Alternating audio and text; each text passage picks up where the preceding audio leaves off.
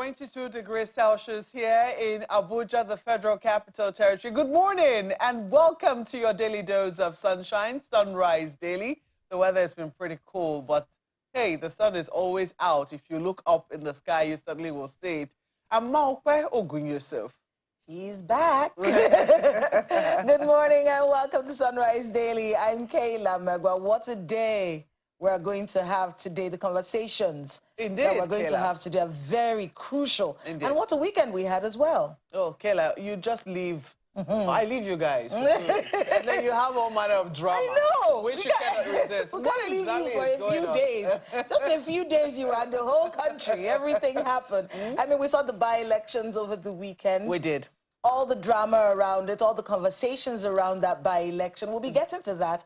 But of course, today on the program, we're going to be talking about a very important thing that happened in Central African Republic. Indeed. Very disappointing situation. And kudos really to NIDCOM and to Abike Dabiri-Erewa, you know, for the response to this situation. But, you know, we're going to start with that conversation right now. As a matter of fact, we do have one of the people who was rescued from the Central African Republic right here in our studios with us. Mr. Freeborn Igorigo is, he came back recently from the Central African Republic thanks to help from the Nigerian Diaspora's Commission headed by Abike Dabiri-Erewa.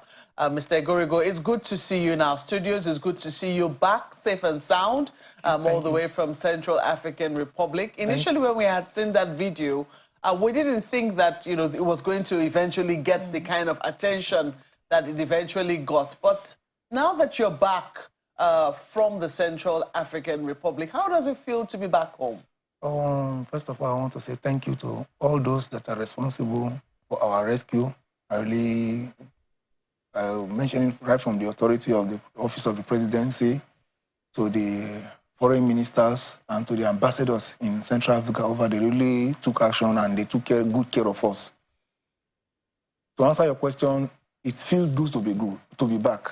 It feels very good to be back, knowing that we are safe and secure from the horrors we endured over there. At a particular point, not only me, all of us lose hope of surviving those ordeal.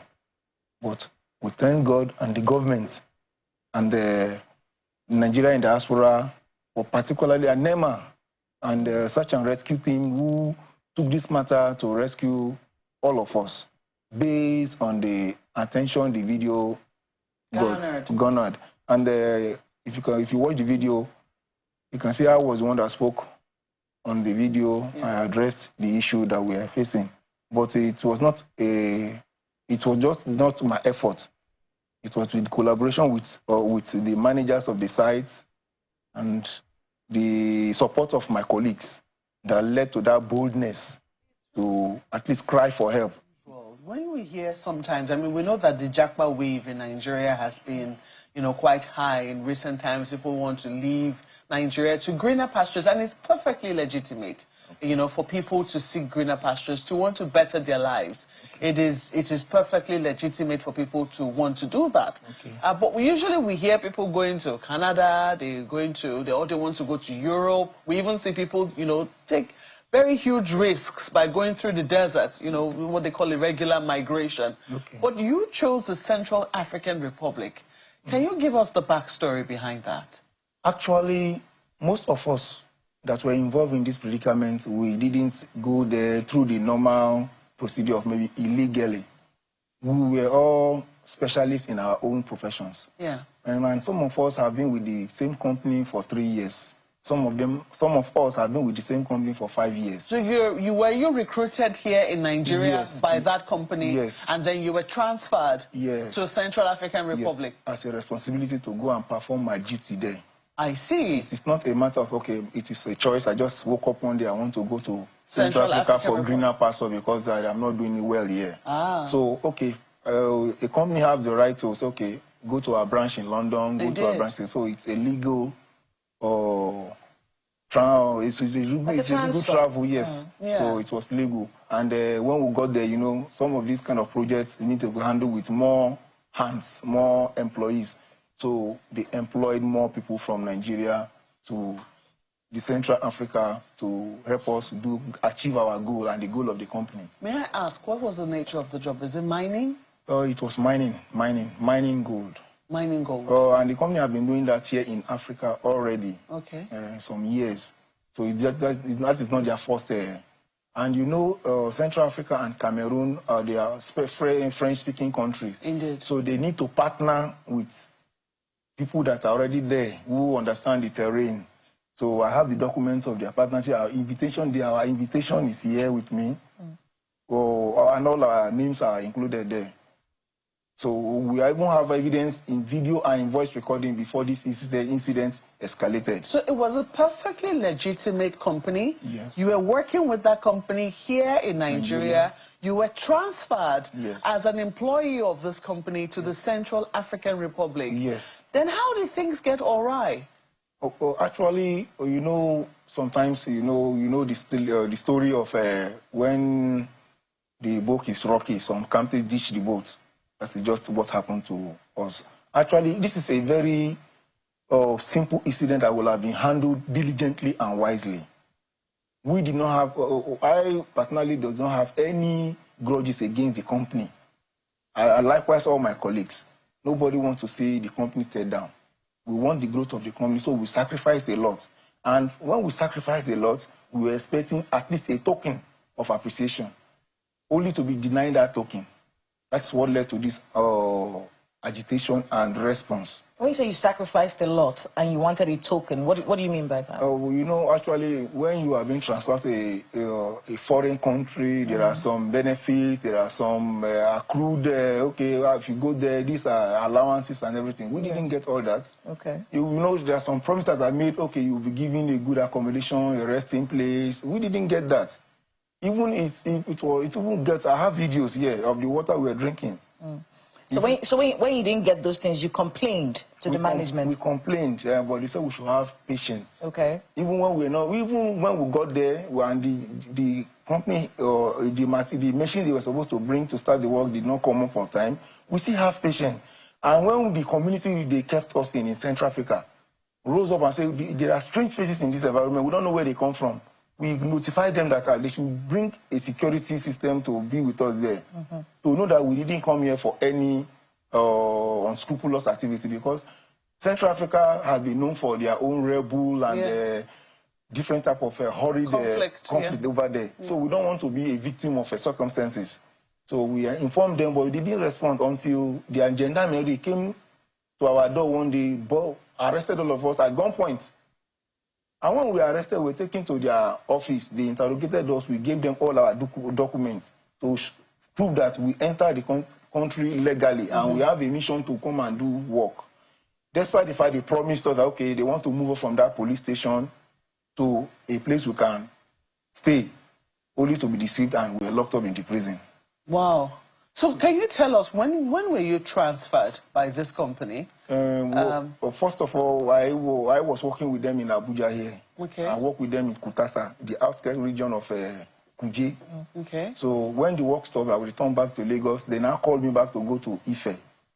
Since I came from Ife, I've been the one maintaining all their machines in Abuja here, everywhere in the whole country. When did you get employment with the company? May 2022. May 2022. So they stopped me 3 months after, because the job there was stopped. Okay. So I went back to Lagos. Then they called me back around August of 2022. Yes, to go to Ife. And from that position, I've traveled almost everywhere. From this, I've not gone to the south to work with them, but everywhere in the talk about Oyo State, many places in Oyo State, Nasarawa, Ondo State, Ekiti. I've worked, gone there, even Kogi State. In many places in Kogi, for example, if their machine breaks down in a very long distance in the bush, they cannot send Chinese to go and fix that. I will be the one to go to that bush, because it is risky to take Chinese to that. So I've been the engineer responsible for rescuing their machine from hidden places that are dangerous, treacherous places. So you were transferred when? I was transferred by January to Cameroon first, January 2024. Okay. So I worked there till September. Then they transferred me from September 2024 to Cameroon. To Central Africa. Okay. September 2024 yes, was when you were transferred to Central African Republic. Yes. And all of this time that you have been working, your relationship with the company has been pretty smooth. Very okay. So what exactly made them now, it will seem, abandon you in Central African Republic? So now, there are always two sides to a story. Indeed. We are telling our own side. It is when we were rescued out of the bush to Nigeria embassy, we started hearing the information that actually the company is in debt and there are some mismanagements. Although we got a whiff of it in the bush there, inside the thick forest, when 5 Chinese were searched and they discovered that they have stolen this precious metals. Yes, they are stealing it, hiding it in their bag. So we don't know the reason for that. We just eat. The soldiers, when we got there, we started learning how to speak French. They explained to us what they have done. They conducted research and they confiscated the gold that those Chinese have stolen. So probably there was a mismanagement or misconduct carried by Chinese, not black people, not we Nigerians that work with them. So after that search and retrieval of those gold, by June, actually it should be June 13 or 9, they stopped activities there in the mining sites. And without information, without even enlightening us what is going on, they evacuated all 4 Chinese. And left you there? We left us there. So I personally now went to the commandants, the squadron commandants, in protecting us in the camp. I said, please don't let them evacuate these remaining 2 Chinese. If they evacuate them, I know, people we have been working with, you know how they work. You know how things go. As I said, you said, through the period I've been working with them, we have good cordial relationship. It's not as if there have been no tension. But, it is my own interest and the interest of the company to protect maybe some downside for the betterment of the company. So I told them that based on my experience with this company, don't allow them to move these remaining 2 Chinese. You now promise that there will be no problem. All of a sudden, they moved 1 Chinese. When they wanted to move that 1 Chinese out of the 2, our people protested that they must follow the vehicle because the distance from where we are to any civilization is very, very far. You cannot go out alone. When they protested, the soldiers, you know the way soldiers respond to any kind of action of disrespect. They cocked their gun and they intimidated those workers. Those workers now withdrew in fear of. There are many occasions when we are beaten, flogged by those soldiers. But we cannot report all that because even in the video, we left a lot of details because we do not want the company to come to harm. And before this, I have a audio recording. I wanted to do this video, and I told them that this generator is running on diesel. And the diesel that the generator is using for us to communicate with our family was siphoned from the excavators that were brought back from the mining site. If this diesel run out, we'll be stranded here. I called the manager and said, what should we do? I want to do the video and let our family know where we are in case there's no more communication. He said, no, we should wait. I seek the advice of the commander. If I do this video and it gets to Nigeria, tell your partner, that is this very company here, the implication it will be for the Central African government and Nigeria government. There will be a lot of international he's going to inform me, get back to me, and I waited. The managing site manager told me to hold on. He now informed our bosses, our employers, in the name of Mr. Aregbe and Mr. Yang. He told them this is what these people intend to do. It will cause crisis, so they ignored him. The second time, the people came to me again and said, engineer, look at what's going on. Look at the water we're drinking. We are now starving to get. They didn't pay us. I said, let me go to the site manager again. Explain to him. He stopped the second time again. The third time, they just evacuated the last Chinese that was there. That was when panic started. I want you to go back. So it was when your strange faces in the community. And then who came and arrested you? Gendarmerie. The gendarmerie? Yeah, the intelligence agents of... okay, so they arrested you and they took you to the police station? Yes. So what happened? How did you get from the police station into the bushes? Now, we are in the police station and we are thrown into the cell. Yes. The partners of the partners of our company that is handling that Central Africa were now running around. Even to get us out. Okay. But because they didn't want to pass through the proper channel, we spent 16 days in the cell. Okay. In the cell. Until they now alerted Nigeria embassy. Okay. Then they now intervened. So when they intervened, we were released immediately, I think a day after the Nigerian embassy got wish for it. So when we were released, they just took us to that place we were staying before we were arrested from. And the second day, they transported to that to the village very close to those forests. Because there is that forest, there is no road. We were the one that constructed that road to the mine, to that. I'm talking about the space of almost more than 20 kilometers. And when we were constructing the road, that's why I said we sacrificed a lot. Anywhere we stop, that is where we will sleep. Not no roof, no anything. When it is rain, we under the rain, whether in the night. Part of your complaint was you were alleging assault. The assault that I said is when you know when you are surrounded with militaries, they really get agitated. Understand? So any single mistake or if they ask you for something you don't give, they will beat you up. All this I'm saying now, it would have been better. I was even hoping that at least let one of our representatives, that is the employer, let him stay and deny this. If I say something, okay, this is not true, this is not true. If you interview 13 of us, you discover it's the same thing. I may not be beaten today, but someone else has been beaten. And I may not be sexually molested, but one of my colleagues has been sexually molested. But all these details, we kept them because our intention is not to cause an international crisis or the more tension between two countries. And I see how you have, carefully concealed the name of the company. Yes. I mean,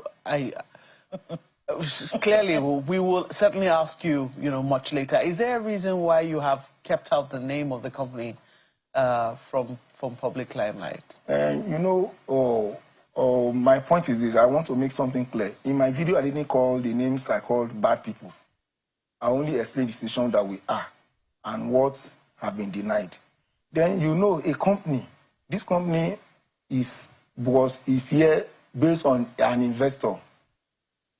We need investors in this country at least to boost our economy. Yeah, but we need investors who will also treat our people well and fairly.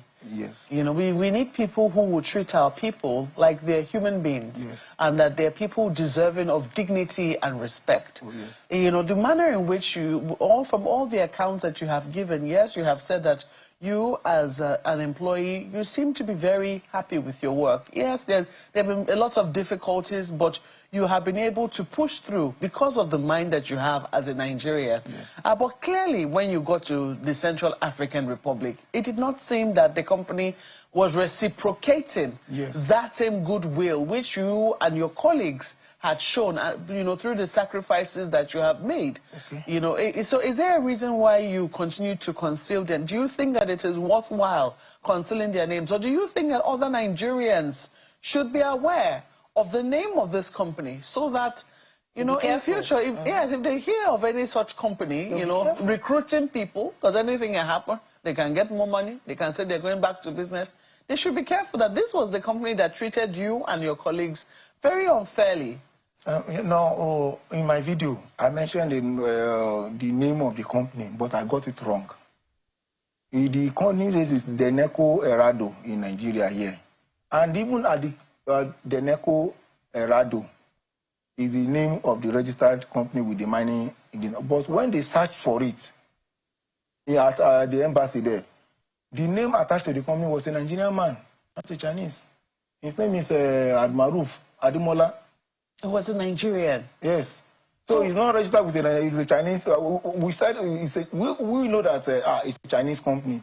But when you now search the name you will see there is a Nigerian name. It's a Nigerian name. So we don't want a statement. We don't want to make a statement. Then later this thing escalate to be a court case. Then you must say, okay, let's lay out your facts. Okay. So can I ask you, now that you have come back, thankfully. Facts. Okay, so can I ask you, now that you have come back, thankfully, safe and sound with your colleagues who have been rescued, even though I'd really love to know from Nigerian authorities how they were able to find you and what the process was like bringing you back home. Okay. What are you looking for now? What exactly are you expecting? Because You've made some allegations. You were assaulted.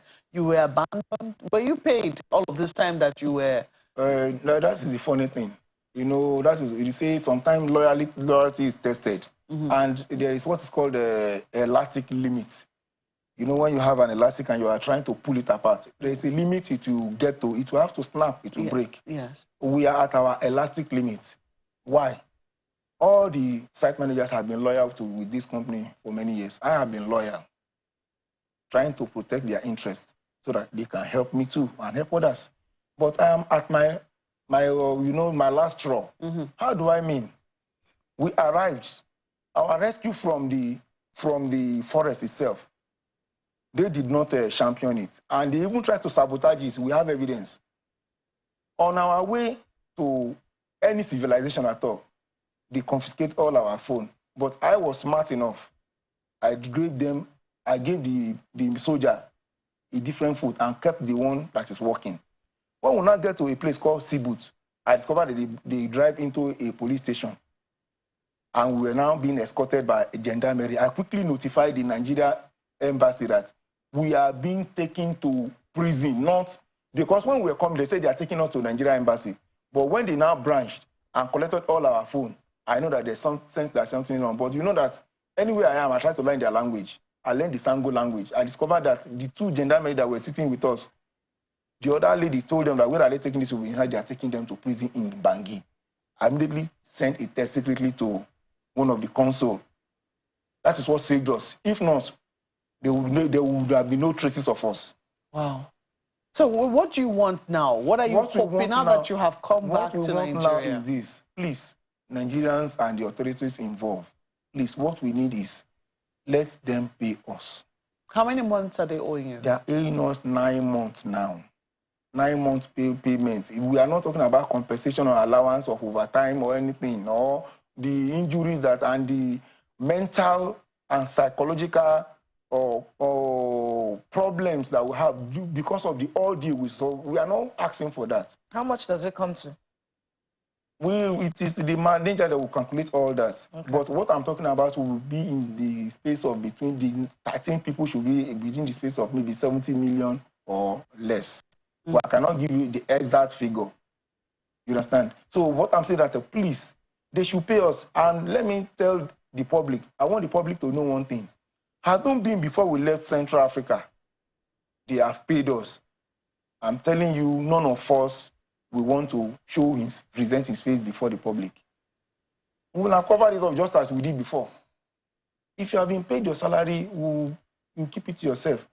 But now, till now, to the extent that they are trying to sue us to court. Because sue you to court. My colleagues are in this studio now. You can see I have evidence of their audios. We have evidence. We have documents to prove that what we are saying is right. Yet, I'm surprised and I'm disappointed in the Chinese embassy. One of their investors wants to damage the name of the old Chinese investors. There are good investors, Chinese investors in this country.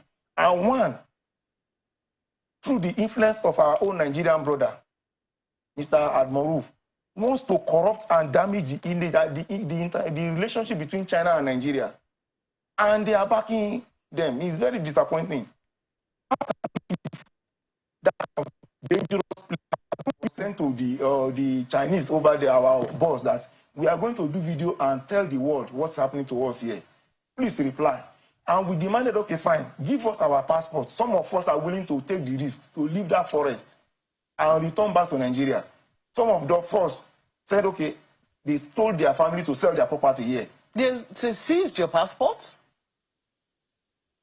Let me make something clear. Let me explain something. I used the word seized in that video. And when we got to the Nigerian embassy, they said, why did I use the word seize? Did they actually seize it? And I explained to them. Let me explain to you Nigerians now. If I requested your phone from you and you willingly relinquish it to me, and I hold on to it, promising to give it back to you just in 1 week. 1 week, you demanded for it, and I said no. 2 weeks, 1 month, 5 months. What's the difference between that and seizing? That is a translation of that. Well, Mr. Freeborn Igorigo, we sincerely hope that, I want to believe that the Nigerian government doesn't believe that its work is done. Yes, it's a wonderful thing that they have brought you back, but clearly there are a lot of injustices that you've suffered and, are still suffering that, needs to be made right by you and your colleagues. And we sincerely hope that will be done in the days ahead, and in the coming weeks or so, we should be hearing some positive news from you and your colleagues, as to the state of things. But we have to thank you for having the courage to speak up, to share your story, and to also recount all that has happened to you in Central African Republic. Thank you so much for coming on our program this morning. Thank you, Stevie, for hosting me and letting me speak my own mind. Because after now, I always, as I told them at the Nigerian airport when they were receiving us, I told them, there are some times when you enter into any game, you only know your move, you don't know the move of your opponent. As it is now, even sitting down here and making this public now, we don't know the intention of our employers, the length they will go. Because I am telling the Nigerian public now, no matter the amount that we are supposed to receive, will it cure our PTSD? The big question. Will it heal our relationship with our families that we have abandoned without sending anything to them for many months? Some of our families are owing debt. I lose my accommodation in Lagos. Even if I leave Abuja and I'm going back to Lagos, I don't have any place to stay. Is it possible for you to leave your house and not pay for rent for 1 year and your landlord will be so friendly? And two people are sitting on top of this money. My surprise is this. When the situation was getting weird and dangerous over there, the Chinese were able to rescue their brothers. Whether by crook or hook, they rescued their brothers. How come our own Nigerian citizen, our own general manager, in the name of Admaruf Aregbe, didn't take the same initiative to rescue us? Because it was so bad, even soldiers that were recruited were leaving that environment. Really very sad. But we certainly hope to hear better news in the coming days. Thank you once more for coming on our program this morning. Mr. Freeborn Igorigo is a Nigerian who was recently rescued alongside 12 other Nigerians from the Central African Republic after they were abandoned by their employers. Thank you once more, Mr. Igorigo. Thank you. Well, joining us right now to discuss how we're going to be building and strengthening social safety nets, which she touched on, we have with us in our studios this morning Dr. Tanko Sununu, who is the Minister of State for Humanitarian Affairs and Poverty Reduction. Good morning and welcome. Good to see you, Honorable Minister. Thank you. Well, you heard the words of the chairperson of the WTO right there, and she certainly will know what she's talking about, having served as Nigeria's finance minister and also, chairing some of the first intervention programs that we had, the social safety net, which they had tried to bring about during the Jonathan era. How would you say that we're working right now on building our social safety nets and strengthening them, especially for those who are vulnerable and who could be falling below the poverty line? Well, thank you very much for having me this morning. And let me start by, first of all, condoling the people and government of Kebbi State. Just yesterday, we lost one of our greatest emir, the Emir of Zuru, Major General Sani Sami. May his soul rest in peace. Amen. Coming to the issue today is we've all agreed that President Bola Ahmed Tinubu, at inception, promised reforms Nigeria to renew the hope. And then during that reform, definitely, even President said there is going to be some pain. The pain must be also mitigated. And that is what exactly the President of the World Trade Organization is talking about, instituting a social safety net that will be able to absorb the shock, that will also be able to protect the vulnerable and then develop a sustainable and durable solution that will make them to stand on their own and contribute significantly to Nigerian GDP.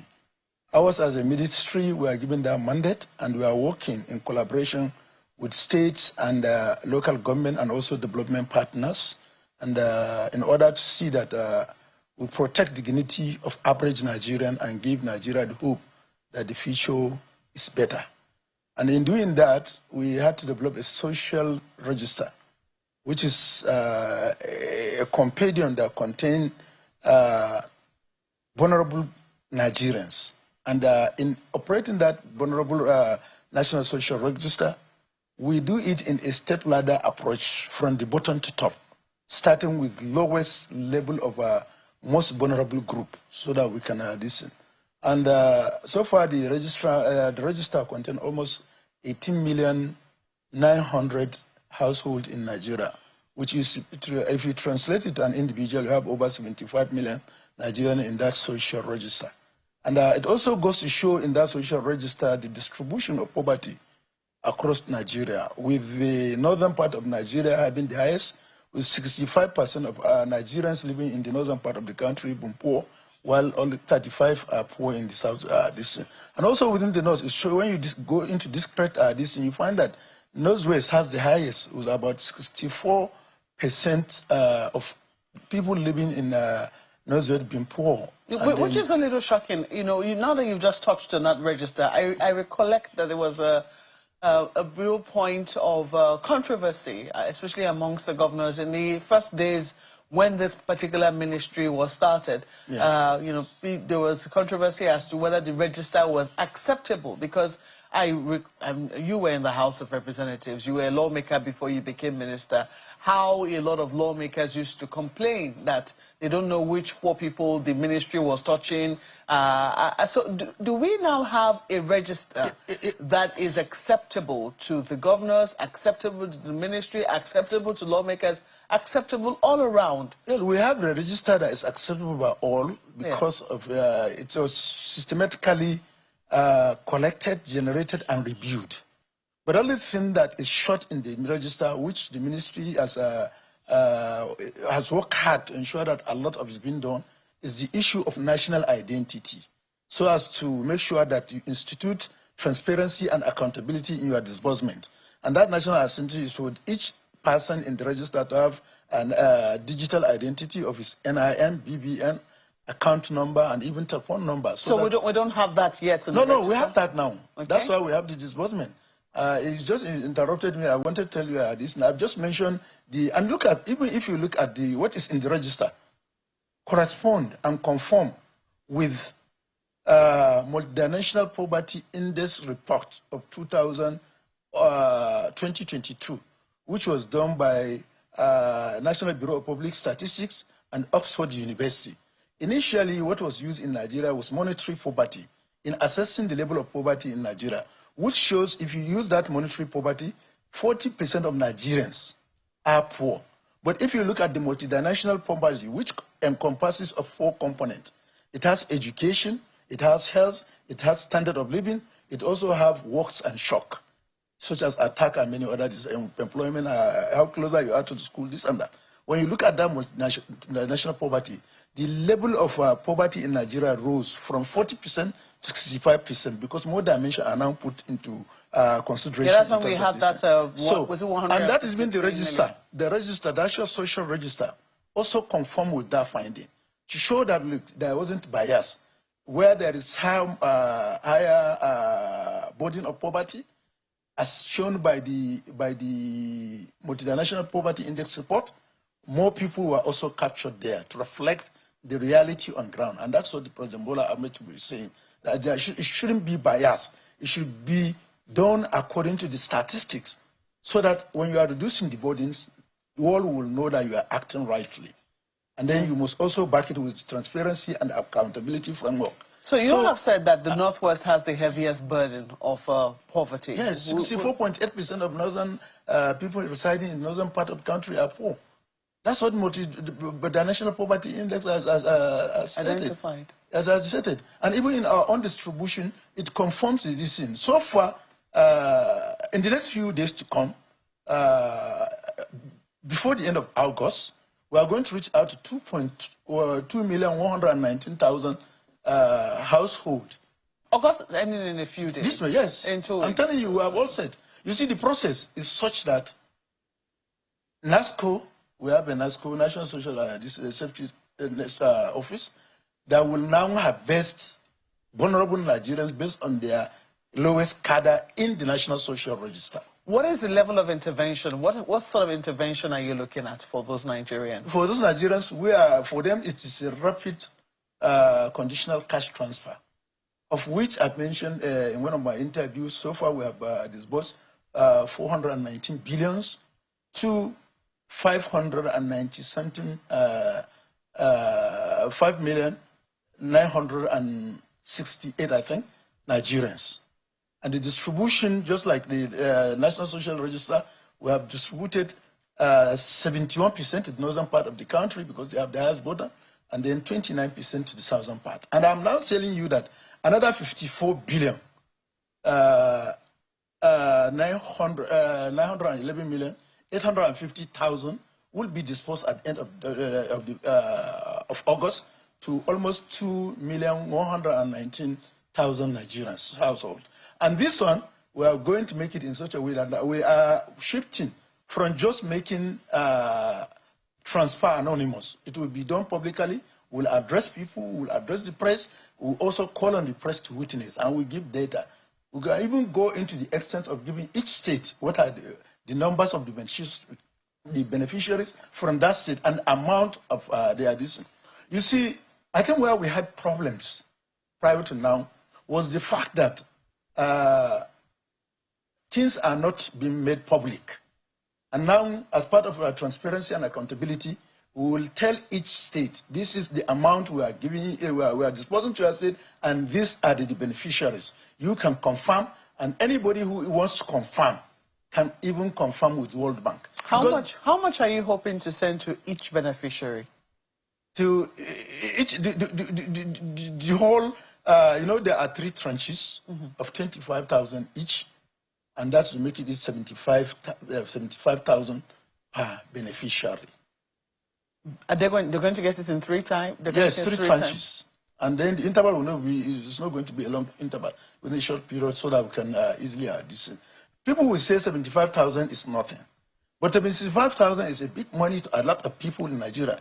And not only that, just recently also, we are rounding off concluding our other programs in terms of providing durable solution, where we intend to, because we have seen flooding all over, so we are now going to reach over 21,000 farmers through the government enterprises and empowerment program, which is a grant, and it's not a government empowerment, it is a soft loan. But however, the loan is free of interest and free of collateral. And each beneficiary will receive 300,000 naira for him to prepare and participate actively in the dry season farming to address food security. And not only that, we are also working seriously to ensure that some of the durable solution, which you have started last year, we try to double it. And what is that durable solution? The people in the IDPs, we have had a joint partnership between Ministry of Agriculture, Ministry of Humanitarian Affairs, NALDA, and our commission, National Commission for the Refugee, where we are working hand in hand to put a very good understanding between internally displaced persons and their host community. And we have succeeded in doing that. And a lot of them gave out farmland, which together we come jointly through active participation of IDP, we farmed this. I flag off the harvesting season of the one that was in Plateau State. The minister, the current chairman of Progressive Congress, when he was in the ministry, he was in Borno and Benue State. And this were this. And when we have said that, what we did is a good sharing formula. The IDPs will take 30% of it as their food component. Then the 70% will be uptaken and purchased by government and money given to the IDP to serve as their cash component. Because if you give them food alone without cash component, it doesn't make sense. They will sell the food to get other ingredients. So we are giving this. And that money, that is the food that is procured will also be given to other IDPs to feed. And then we have succeeded in developing their interest in agriculture, and a lot of them are this. So what we are planning now, as soon as we do, we quickly exited them. Because what we are trying to do, and what the global community is teaching now, is not for you to keep people and continue to give them palliative so that they will be palliative dependent. No. Globally, there is gap in terms of funding. Just United So the Nations idea is to make them independent. Make them independent, yes. So quickly, Honorable Minister, let me ask you this, because this is closely related, even though not directly related. We also received news recently of the closure of a federal government school for the blind, who were seen protesting sometime this month in Lagos. I know that education is not directly under your purview, but I do not know if this particular matter, comes under your ministry. Yes, I think I was in Lagos. It was really unfortunate situation. I was in Lagos. That day was really hectic. The commandant of the commissioner of police, director, SSS, everybody was there because they are really vulnerable people, and they blocked the access to both international and local wings. So I have to, when I was informed, because the president said every ministry must be very, very proactive. As soon as I had that, we flew together with the MD of the FAN, and we were in Lagos, and I sat with them. And God knows, in less than 1 hour, we were able to understand ourselves, and they unblocked the road, and then access was established. What is the issue? The issue is the fact that really there were 3 issues, or 2, I can say. One, the college was the training. It's not it's a skill acquisition center, so that they can also be empowered to act this thing. So we realized that we asked our PAMSEC, who is now in education, to go for a visit. And he visits the school. The condition of the school for youth, people of special need, most especially blind people, is really not really acceptable. And we are afraid that something more terrible may happen. So we say, okay, in that case, we suspend, and that's what, suspend the training until we put in measures to upgrade the standard in terms of what we have for training and even living condition of the institution. And we factored this into 2025 budget. And then, unfortunately, they've all agreed that they haven't come to the ministry to confirm what is happening. They have not had any discussion with us.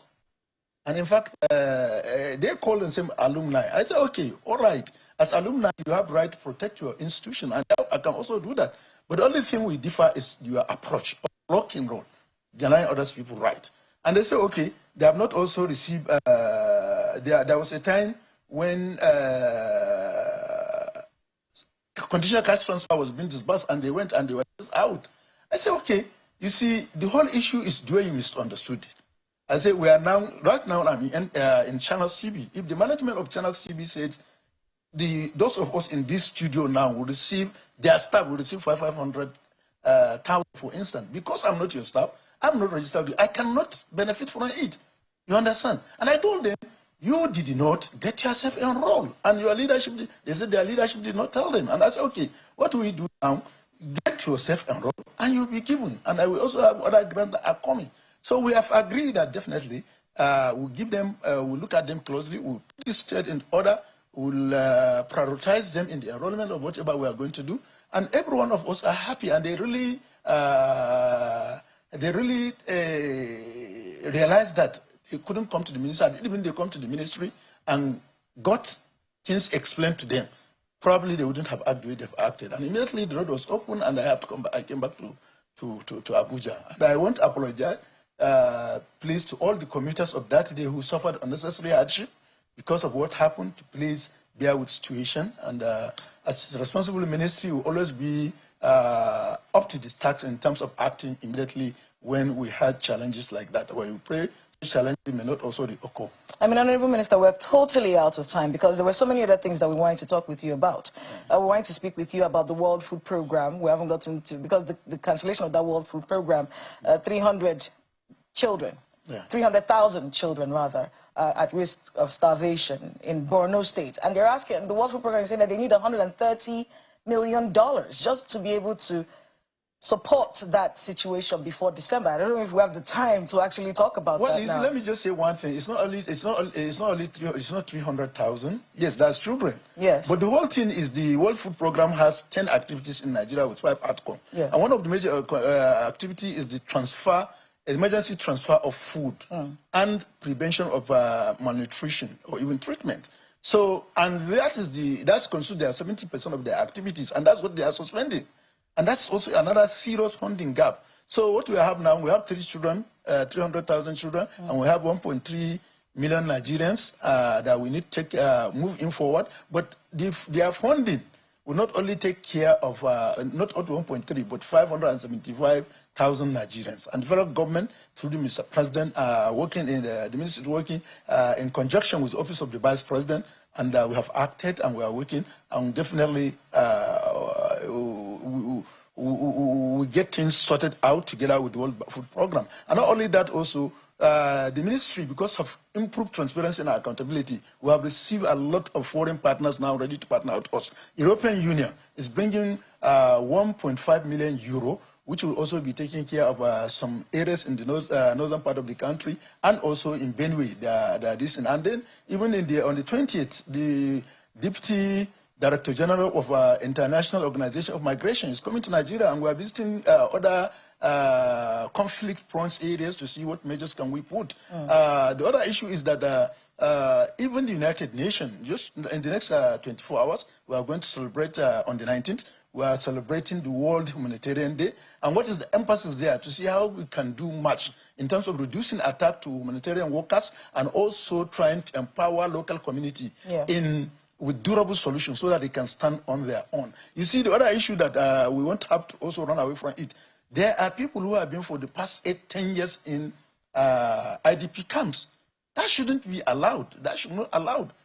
And really, it has opened now with what caused all the crisis: suspension of funding by United States of America to United Nations Organization and many other organs. This is where we are now. So we have all agreed with even United Nations. What we need first is to see how do we create atmosphere through our security agencies to provide safe staying ground, that those people in IDP, we can give them durable solution that they can start on their own in terms of farming, any other handwork that they can do to develop their skills, so that they can move out of IDP and then begin to be... Honorable Minister, did you say that 19th of August is the World Humanitarian Day? Yes. That's tomorrow? Yes, tomorrow. Oh dear, we wish we could bring you again. Tomorrow I will be with NTA, I will be with the Federal Radio Corporation and many other organizations. Okay, we certainly understand. I mean, we certainly understand that. But you know, certainly we're looking forward to further engagements with you to keep us updated on the activities of your ministry. We have to thank you very much. Thank you for coming on the program. Dr. Tanko Sununu is the Minister of State for Humanitarian Affairs and Poverty Reduction. Well, that's where we also come to the end of Monday's edition of Sunrise Daily. Time really flew by very quickly, Kayla. We barely had time to discuss a lot of things thoroughly as we would have wanted to, but we do hope that from the little that we discussed, you've been able to glean quite a lot from the activities of the minister and also what happened with the Nigerians in Central African Republic. Thank you so much for being a part of our program this morning. I'm Maupe Ogun Yusuf. Have a great week ahead. I'm Kayla Magwa.